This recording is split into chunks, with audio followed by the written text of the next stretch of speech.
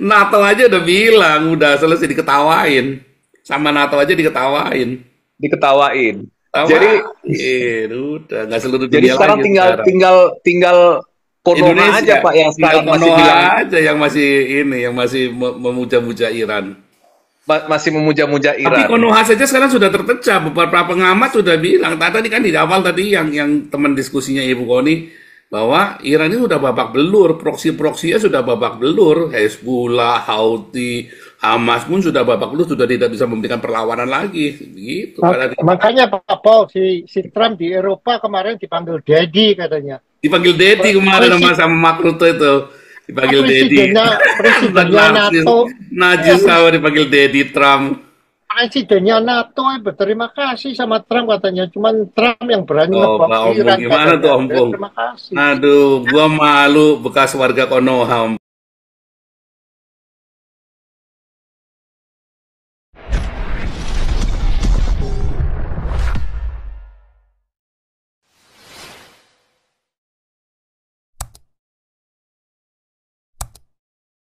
Itu saya Pak Paul.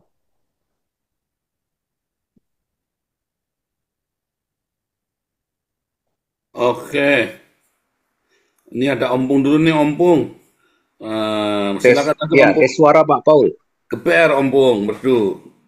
Perdu. Ya, jadi di seluruh dunia udah 2 hari ini framing yang dilakukan oleh Muslim ini adalah pertama Iran menang perang, ya. Sekarang udah nggak seluruh Iran, dunia, Pak. Cuman Indonesia doang, Pak. oh udah enggak ya. Kemarin Cuman awal-awalnya Indonesia masih doang. agak lumayan, Pak. NATO aja udah bilang, udah selesai diketawain. Sama NATO aja diketawain. Diketawain. Jadi Tawain, udah nggak seluruh jadi dunia sekarang lagi tinggal sekarang. tinggal tinggal Konoha aja Indonesia, Pak yang tinggal sekarang masih Konoha bilang aja yang masih ini, yang masih memuja-muja Iran.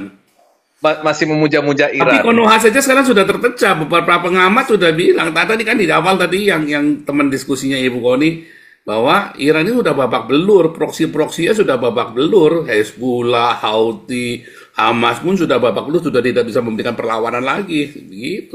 Makanya Pak Paul, si Trump di Eropa kemarin dipanggil Daddy katanya. Dipanggil Dedi kemarin sama Mark Rutte itu, dipanggil Dedi. Presidennya Narsis, NATO, najis sama dipanggil Dedi Trump.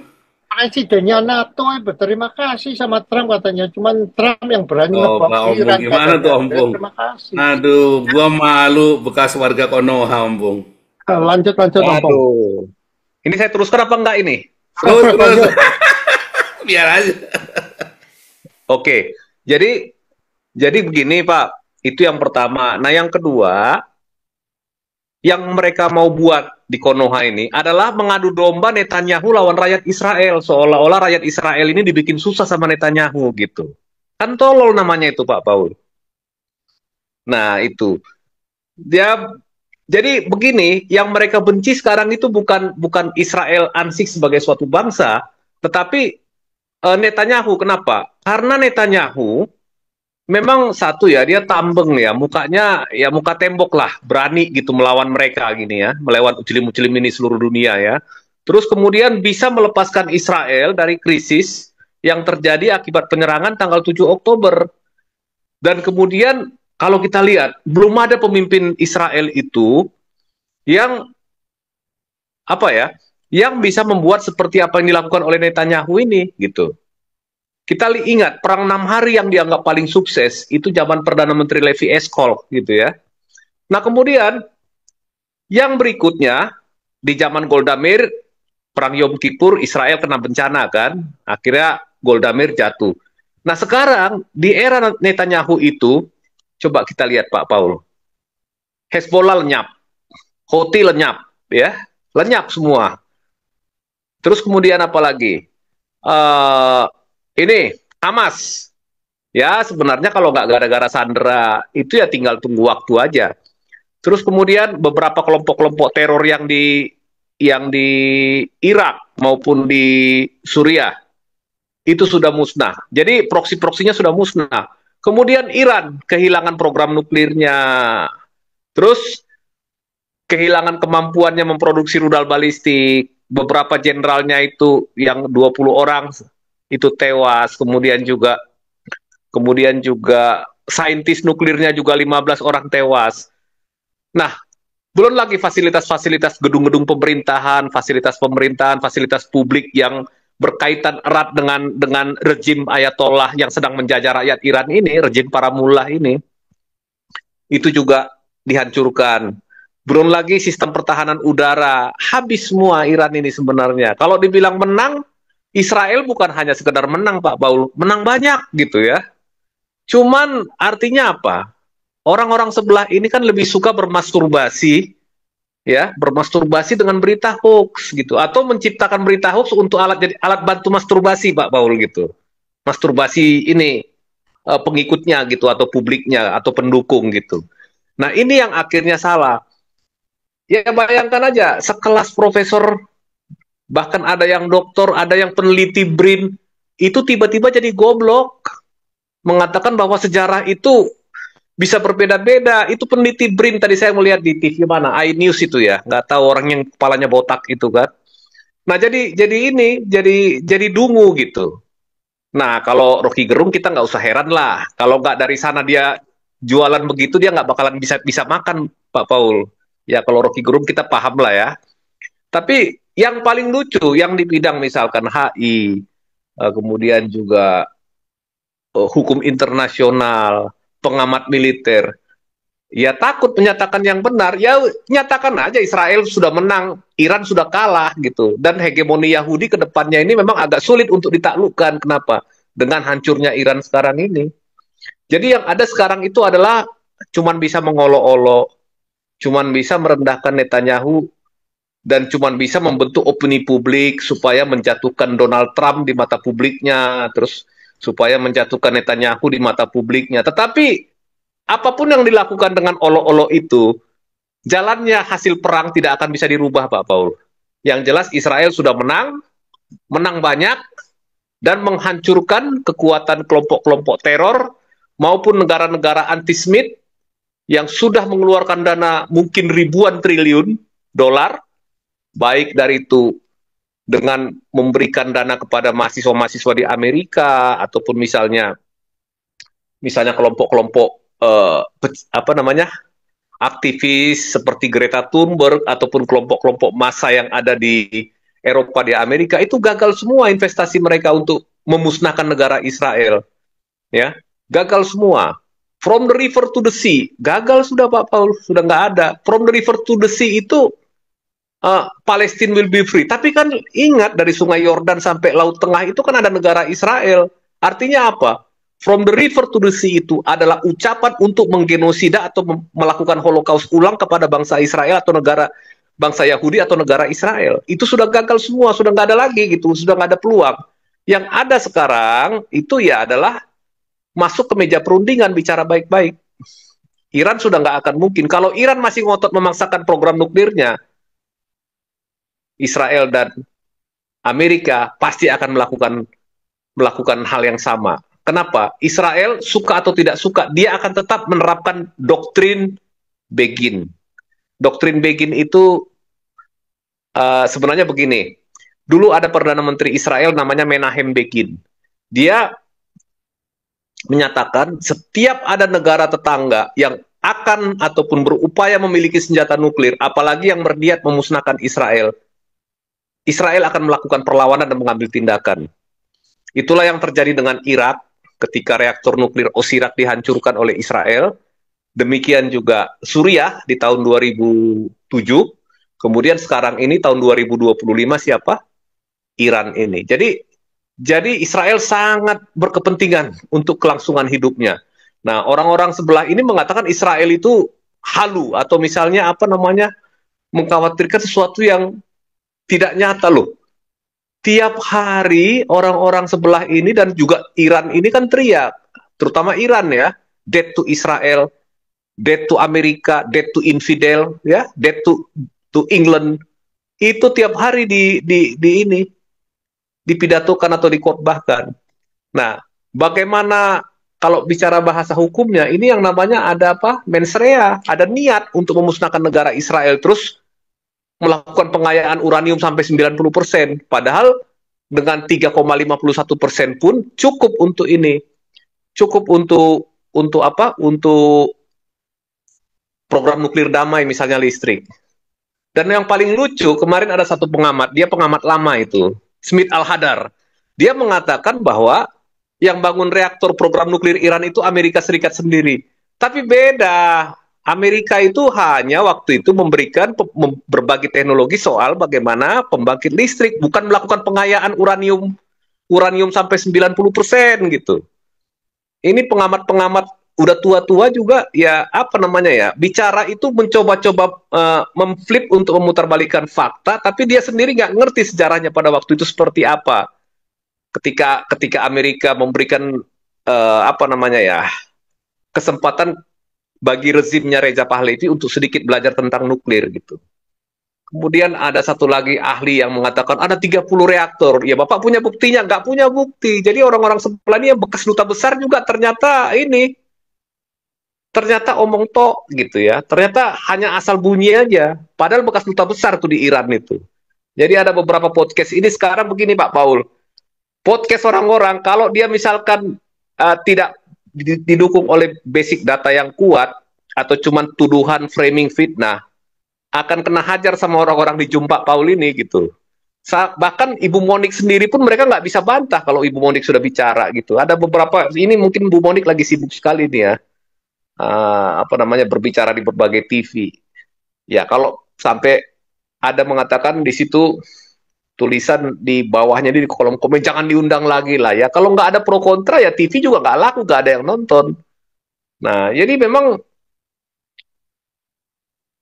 pengajaran-pengajaran yang jelek tentang Israel ini, katakanlah framing-framing ataupun hal-hal yang palsu, itu harus diluruskan.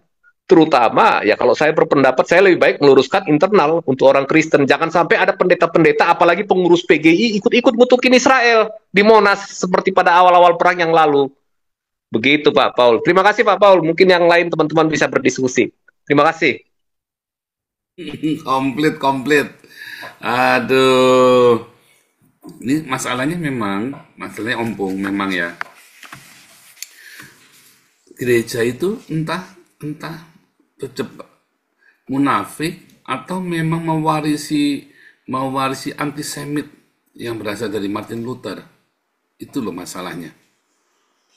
Jadi saya sendiri sedang mencoba memahami ya, misalnya seperti Muri Wali.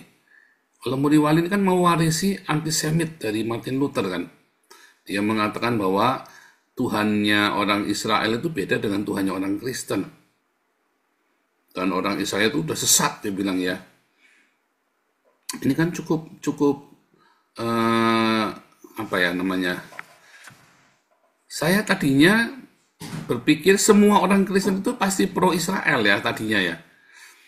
Nah, artinya kalau nggak karena nggak tahu kalau nggak pro Israel karena nggak tahu ikut-ikutan. Tetapi setelah saya debat dengan Muri Wali, saya lihat memang karena dogma. Ya karena dogma.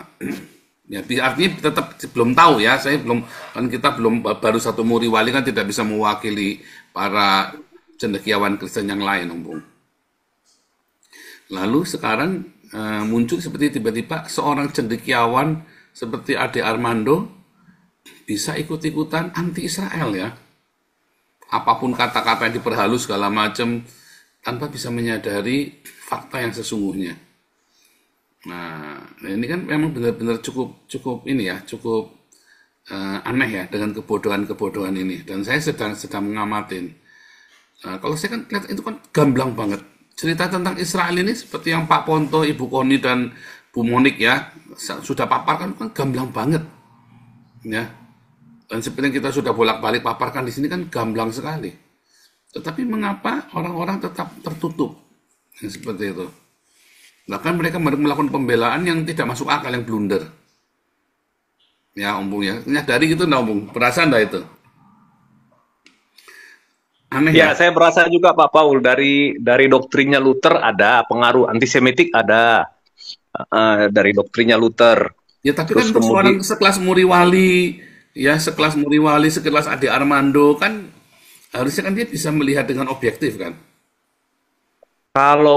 Kalau Pak Muri Wali kan Calvinis ya, Calvinis walaupun dia tidak terlalu menekankan predestinasi, Tapi dari pengajaran-pengajarannya dia, saya lihat dia Calvin. Calvin itu pasti sebagian dia pasti akan mengikuti ajarannya Luther. Saya juga Nah, orang Calvin, Pak, gitu kan. Saya juga tahu itu. Tetapi dalam soal sebagai peneliti sejarah, saya lebih suka berpegang kepada ilmu yang saya ini ya daripada mungkin konsep ya doktrinnya misalkan teolog ini. Saya lebih masih punya alat penyaring lah begitu Pak Paul gitu ya, nggak terlalu mau terbawa dengan doktrin. Nah kalau misalkan model kayak orang-orang yang kelihatan nasionalis kayak Ade Armando atau Ulil Hapsah lah tadi, misalkan Ulil sekarang yang Hapsah tadi sebentar dipuja-puja orang videoin lah Ulil misalnya Hapsah. Abu Janda gitu, satu waktu dia akan jadi kadrun Pak, percayalah Pak, saya bilang Nah, semua akan jadi kadrun pada waktunya, pada waktunya. percayalah, ketika nanti dia tidak apa,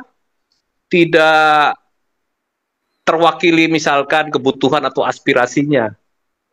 Nah, Ade Armando kan sebetulnya gini Pak, sistem kerjanya ini polisi baik, polisi jahat lah istilahnya, good cop, bad cop. Yang radikal-radikal itu kerjanya nutupin gereja Pak. Tapi orang-orang kayak Ade Armando ini nanti justru bersihin Pak, tukang cuci-cucinya gitu. Hmm.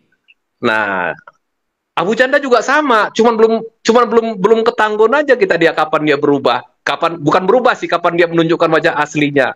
Jadi saya nggak terlalu percaya, Pak. Siapa Hmm. yang dipuja-puja? Habib Jen. Ah, sama saja, Pak. Nggak ada Maksud bedanya si Ulil gitu. Hapsah dulu ya. Yang tokoh Hah? liberal pun si Ulil Hapsah akhirnya mandek juga ya. Ya iya sama juga akhirnya. Jadi mereka-mereka ini kalau misalkan dana dari NGO yang dari luar itu udah putus, Pak. Jadi radikal, Pak, biasanya, Pak.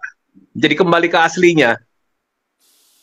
Ini kan semua permainan ini, Pak. NGO yang berusaha dalam dunia ini kan adalah itu ya, Pak ya. Kayak semacam Religion for Peace, banyak ya lembaga-lembaga di luar seperti itu. Isinya nanti itu Pak Paul pada akhirnya kalau kontrak sudah berhenti atau dana sudah selesai gitu program kerjanya, ya kembali ke aslinya Pak Paul. Itu aja kok, gampang analisanya gitu. Jadi jangan terlalu menunjukkan kekaguman yang berlebihan gitu. Ya biasa aja gitu. Lu baik ya kita tanggapi baik, kita nilai baik. Kalau misalkan dia tiba-tiba berubah satu waktu, kita juga nggak kaget Pak Paul gitu. Jadi akhirnya kan pada satu persatu menunjukkan sikap antisemitiknya Pak Paul, termasuk Ade Armando kan. Hmm. Kan akhirnya dia kelihatan antisemitiknya kan. Waktu saya lihat podcastnya di Tanpa Ragi ya. Oh aslinya ternyata lu seperti ini gitu. Ya sudah gitu.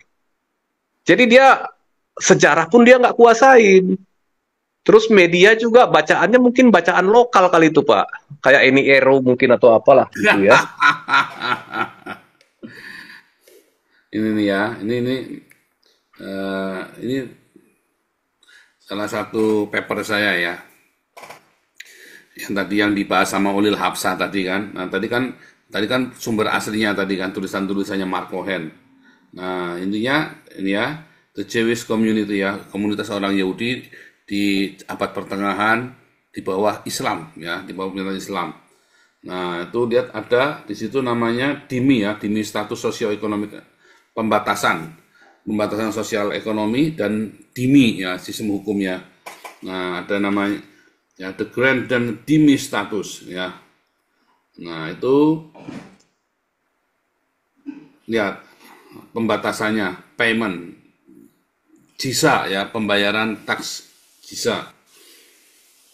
Terus mereka tidak boleh di posisi-posisi yang tinggi ya, kalau di posisi rendah jadi pejabat boleh tapi posisi rendah. Ya, pembatasan dari dress and lifestyle, jadi harus dengan gaya Islam, nggak boleh pakai gaya Yahudi. Terus ada nih ya, violence, persecution, ya the Jewish community, ada kekerasan ya, terutama namanya Almohad dynasty ya, namanya Almohad ini, ya ini ngeri sekali, Almohad ini kejam sekali ya, orang-orang Yahudi ini di apa namanya, dianiaya ya sama orang-orang Islam. Nah, itu juga Maimonides juga menuliskannya ya. Jadi yang jadi dibilang sama Uli Hapsah tadi itu mengenai katanya zaman Spanyol itu mereka tuh baik, mereka mengalami zaman keemasan katanya Golden Age Jewish and Islam. Enggak ya, ini Maimonides sendiri yang bilang. Ya, Maimonides sendiri yang bilang ya.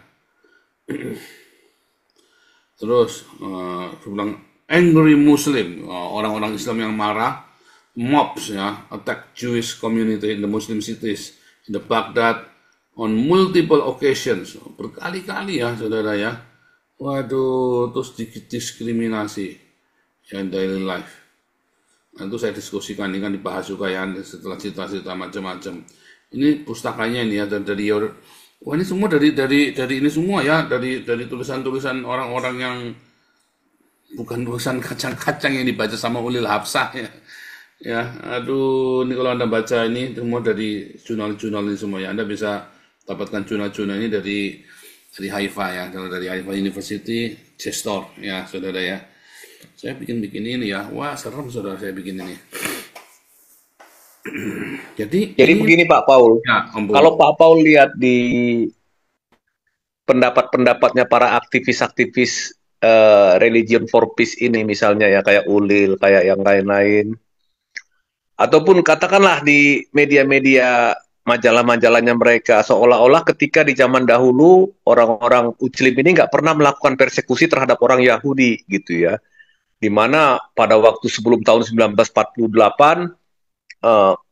Muslim dan Yahudi hidup berdampingan secara damai. Siapa bilang itu berapa kali pogrom? Ya nggak? Dari mulai tahun 1917, tahun 20-an, tahun 30-an yang di Hebron, terus kemudian juga menjelang perang kemerdekaan. Nah, ini mereka ini fakta ini berusaha ditutupi. Ya, berusaha ditutupi. Jadi intinya begini, akhirnya saya buat kesimpulan dari apa yang jurnal-jurnalnya mereka lah, walaupun itu sebetulnya fake. Sumbernya fake, Pak, sebetulnya. Mereka buat jurnal kan banyak juga kan. Tapi itu menurut saya fake sih sumber datanya gitu. Nggak bisa dipertanggungjawabkan dan nggak bisa dibandingkan dengan bahan yang paralel gitu. Itu di situ dilihat kalau misalkan faktanya banyak terjadi pogrom ataupun penyiksaan atau persekusi terhadap orang Yahudi. Jadi dengan adanya negara Israel sekarang ini, yang mereka inginkan supaya negara Israel ini menyerahkan kekuasaan politik, kekuasaan teritorial wilayah, kekuasaan semuanya kepada apa? Kepada orang-orang Arab yang Palestina ini. Terus kemudian hiduplah orang-orang Yahudi ini sebagai dhimmi gitu. Kebetulan Pak Paul tadi singgung itu apa yang namanya dhimmi yang harus bayar jizya itu. Nah, kemudian mereka nanti hidup sebagai dhimmi ya diperlakukan sesukanya. Nah, kalau misalkan kurang setoran digebukin gitu ya, sama lah kayak gereja-gereja di Konoha ini kan. Nah, kalau kurang ditutup, diapain gitu kan. Nah, itu yang mau diberlakukan.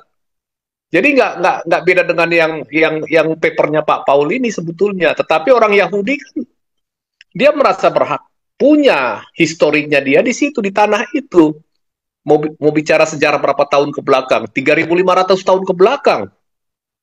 Dari eranya Abraham, Ishak dan Yakub sudah ada bukti sejarahnya. Sudah ada artefak arkeologinya. Mau ditanya, ya sekarang kalau misalkan Israel menjajah bangsa Palestina, kapan negara Palestina wilayahnya direbut sama negara Israel? Nah itu dia. Siapa presiden atau raja atau sultan Palestina pada waktu itu? Kalau lebih mau lagi buktikan apa bahasa Palestina, bagaimana bunyinya gitu. Coba tunjukkan 1-2 patah kata dalam bahasa Palestina. Semuanya fake, semuanya bohong Pak Paul. Nggak ada, data-datanya nggak ada. Gitu kira-kira Pak Paul. Lanjut Pak.